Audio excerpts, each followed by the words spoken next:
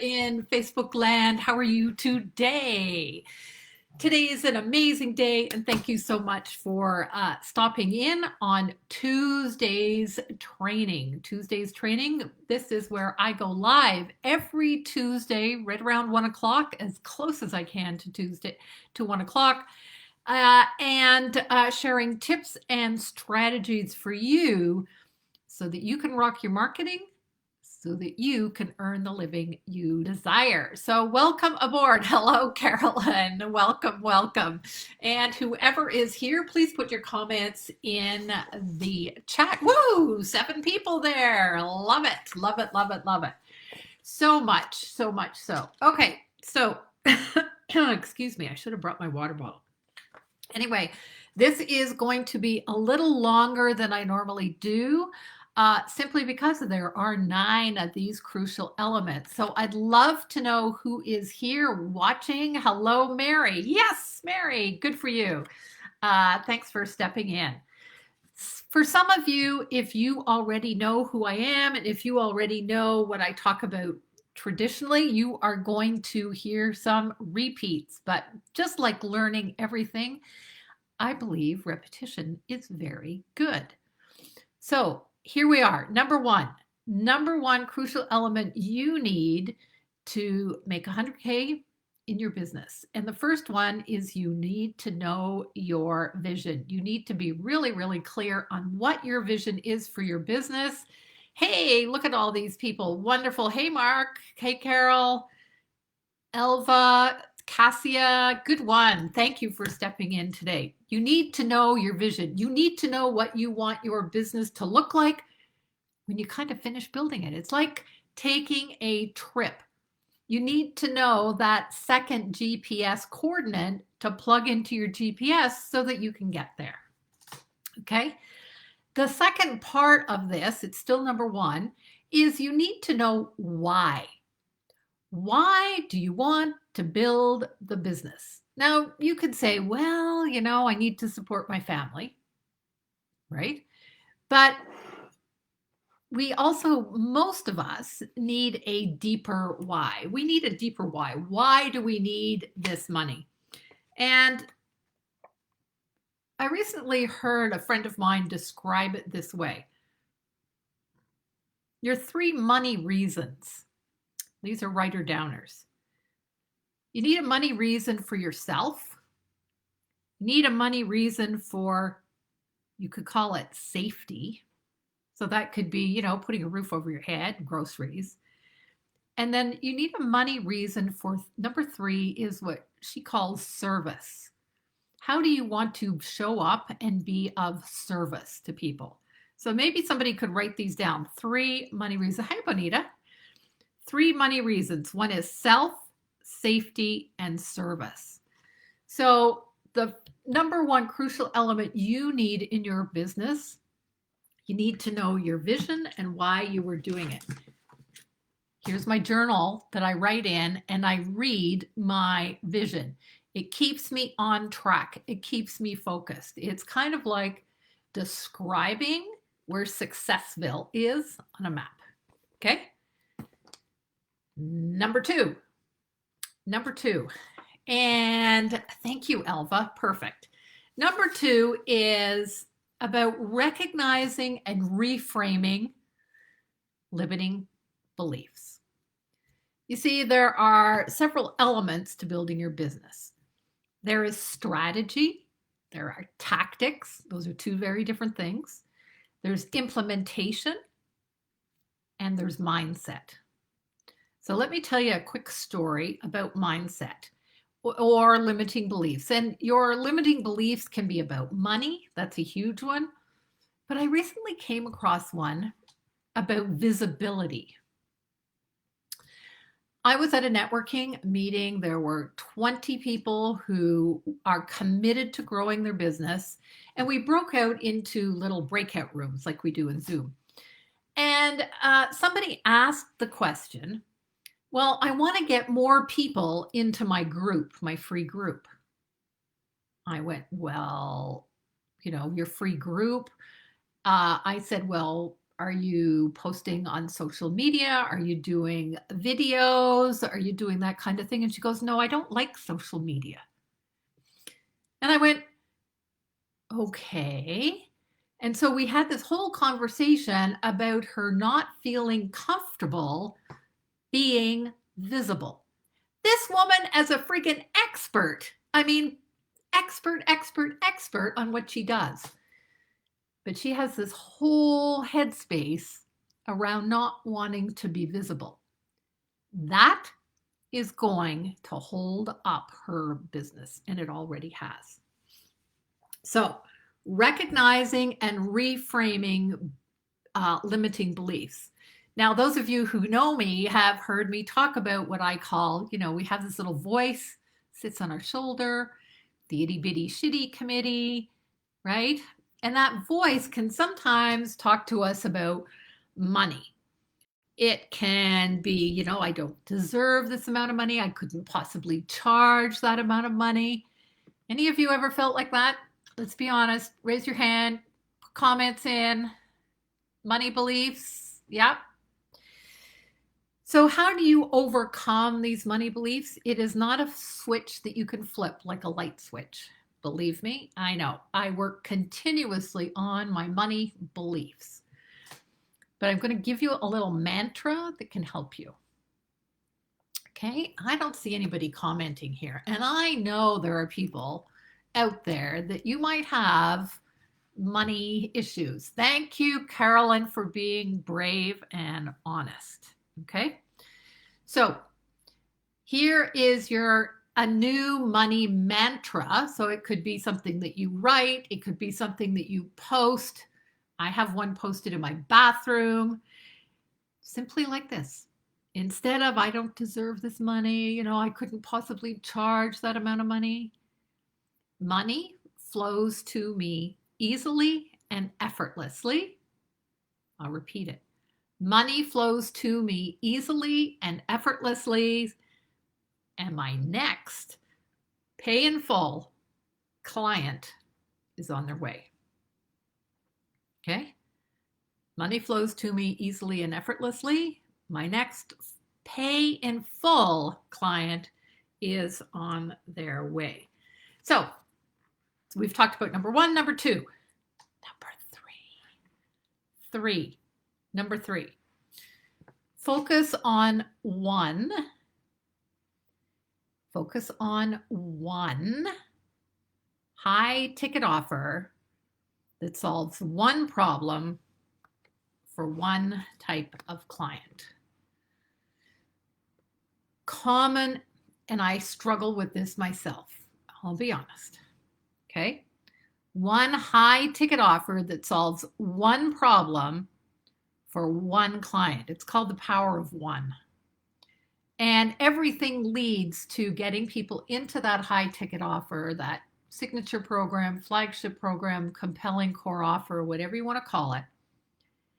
And it's like your high ticket offer is about getting people to walk through the door with you. Now, if somebody comes to visit you at your house, before COVID, they'd ring the doorbell. That's where a prospect, they're ringing the doorbell. You open the door, and if they see in front of them like 10 different rooms to go in, they don't know what room to go in. But if you welcome them into one room, they go, oh, I feel comfortable stepping into that room. And as they step into that room and they get comfortable there in that room, in that one high ticket offer, you can then say, would you like to see what the rest of the house has to offer you? Would you like to see what the other programs I have to offer you? One high ticket offering. For those of you who struggle with that, you might want to join me for next week's free 5-day workshop, marketing workshop week. And I'm going to walk you through that process of creating that high ticket offer. We're going to talk about positioning tweaks. We're going to talk about how to generate leads, all of that 5 days, actually it's 6, an hour a day with a little bit of homework. So that was number 3, focus on one high ticket offer. Number four, craft your marketing playbook. Your marketing playbook is the how you are going to create predictably profitable results. What are predictably profitable results? It's when you know what marketing efforts you need to do to predictably generate revenue. So I can honestly tell you that I can do a 5-day masterclass, a 5-day workshop, and I know predictably how much revenue I will generate. Okay. Now, creating that marketing playbook depends on a couple of things. It depends on knowing your strengths, what I call your entrepreneur's DNA. And it also depends on, when you're creating that, your what I call your keystone initiatives. In other words, what activities are essential for you at your stage of business growth. So, for instance, Carol's marketing playbook versus Elva's versus who else is Mark's would be very different. Each of those playbooks would be different. Why? Because they're different people at different stages of their growth. Okay. Now, so how do you create your marketing playbook? I've got an answer for that. I can't imagine. And we're going to do some of that during my CEO planning day, which is coming up Friday. So if you want to know more about the CEO planning day, it's dianalidstone.com/CEO planning. Okay. All right. Number 5. Remember, we're talking about 9 crucial elements for your 100K business in 2021. Number 5, put your revenue generating activities, those are the things that generate revenue, put those at the top of your to-do list and put them in your calendar. So, what are revenue generating activities? Revenue generating activities are any activity that you do in your business that will help you get a sales conversation booked in your calendar this week or next week. So let me see. If I'm doing Facebook Lives like this could be considered a revenue generating activity, right? What else could be considered a revenue generating activity? What else? Who has some ideas about what else could be considered a revenue generating activity? Not busy work, not tweaking your website, not looking at the colors on your logo, not tweaking that or making perfect that high ticket offer. Those are not revenue generating activities. What could be considered a revenue generating activity? Anybody? I'm just kind of waiting for the lag. So anything that is related to marketing would be considered a revenue generating activity. Going to networking, that's a revenue generating activity. You could raise awareness of what you do. A style session, calling customers. Yep.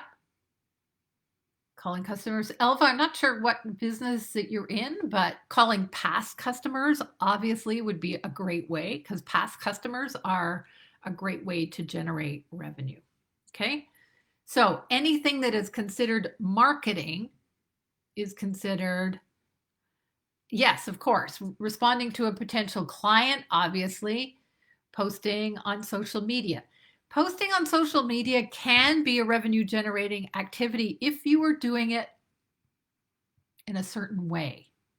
So posting just information, posting feel good posts, it's not really going to bring someone to book a call with you, right? But Posting on social media if you have a freebie, if you have a free course, anything like that that is getting someone to take a step closer to booking a sales call with you. Okay. Email marketing. Yep. All of those. Good. Yeah. So Elva facials, that's kind of like try me before you buy me, right? And that's a great thing.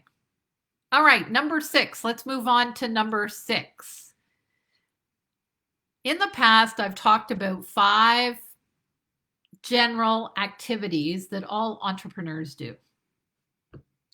So there's administration and operations, marketing and sales, customer service, customer fulfillment, in other words, either delivering the products or the service, and then personal growth. 5 different activities. The problem with a lot of new-ish entrepreneurs, they get stuck in doing admin and operations primarily. So at the top of their list of doing things, it's administrative work. So the goal in your business is to make enough money so that you can hire out not only customer service, but that you can hire out admin and operations. In order to make that money, you have to focus your time and efforts on marketing and sales. Marketing and sales. Marketing and sales. If you don't have leads, if you don't have prospects, that means you don't have customers, which means you don't have a business. You have a hobby. And I'm not trying to be mean here, but I'm just trying to kind of shift the mindset, shift the focus. So number 6 is focus on marketing. And number 2 is personal growth and development. Because as your business grows, you have to become a different person. You have to become a leader. And in order to become a leader, you have to grow. So growing, as you grow, so shall your business. Okay? Number 7. Number 7, know your math. Know your numbers, know your metrics, whatever you want to call it. Know the math that works out for your goals. So, sorry, I just wrote some notes here. Hold on. I'm just going to get my notes about my math. Okay, here we are. So, if you want to make 100K this year, here you go. That means $25,000 a quarter. So, in 3 months. $25,000 a quarter means $6,250 a month. $6,250 a month is $1,562.50 a week. How many of your high ticket offers do you need to sell to reach the math? Simple question. Reverse engineer. Okay. So that was number 7. Number 8. Number 8. Surround yourself with those people who have the results that you want. So I think it was Zig Ziglar. If Mark's still on the line, he's pretty good with these quotes, who said, you know, you are the average of the 5 people that you surround yourself with. So if you want to level up, then you've got to level up who you are associating with. Okay, how can you do that? You don't want to be the smartest person in the room. That's all I'll say. So surround yourself with those people who have the results that you want. And number 9, here we are, drum roll, number 9. I believe this number 9, I won't say it's a fix for everything, but it is a solution for so many things out there, and that is gratitude. Some of you know the story of my daughter being ill. She had chronic fatigue syndrome for 7 years and basically was bedridden. It took me a few years to figure out how to shift my own mindset instead of, oh, woe is me and oh shit, life is bad and oh my God, I feel terrible for my daughter. All that stuff that the itty bitty shitty committee was saying. But it took me a while to figure out that gratitude was the way to shift my mindset. And in fact, I actually created something called the Gratitude Circle for Women. Gratitude, and it's not just writing in your journal about gratitude. I mean, that is part of it, but it is tapping into those real feelings about the gratitude and being grateful for the small things that we all have. I think getting through this pandemic, yeah, it's been the shits, and I feel so badly for those people who have been impacted.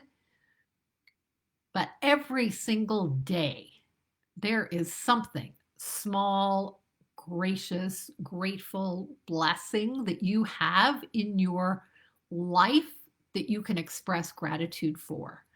And so I would highly recommend that number 9, even though it's number 9, it is something that will can truly shift things for you, shift your energy, shift your mindset. So, folks, those were the 9. Do you want me to repeat them? I will. Number 1, know your vision for your business, where Successville is located on the map for you, what it looks like, and know why you want to do the work that you are doing, because knowing your why is what is going to pull you through those days when the shit hits the fan. Number 2, recognize and reframe limiting beliefs. Recognizing, becoming aware of your limiting beliefs is the first step. Whether it is money, whether it is about visibility, no matter what it's about. Number 3, focus on one high ticket offer that solves an urgent problem for your one client. Number 4, craft your marketing playbook. That is the how you are going to market your high ticket offer to that one client. Number 5, put your revenue generating activities first on your to-do list and make sure that they are in your calendar. I'm going to talk more about those during Friday's CEO Planning Day. Number 6, marketing and personal development must be the first activities that you do, not the last activities that you do. Number 7, know your math and that your math lines up or aligns with your goals. Number 8, surround yourself with those people who have the results that you want. And number 9, gratitude. So I hope this has been helpful for you today. As I said, it's a little longer than I normally do. Let me know in the comments if this has been useful. Let me know in the comments if you have questions. And if you would like to reach out to me and book a call, just send me a quick email, diana@dianalidstone.com. Thank you, guys. I really appreciate you tuning in. And it has been my pleasure to see so many of you here. Take care. And that's it for this Tuesday. Tune in every Tuesday. And if you want to find more of these videos, make sure you go. We don't see my jacket. Yeah, never mind, Cassia. If you want to see more of these videos, simply go to, in the Facebook group, under More, and then you go to Media, and then you go to Videos. Thanks so much. Take care. Bye for now. Gotta go for my walk.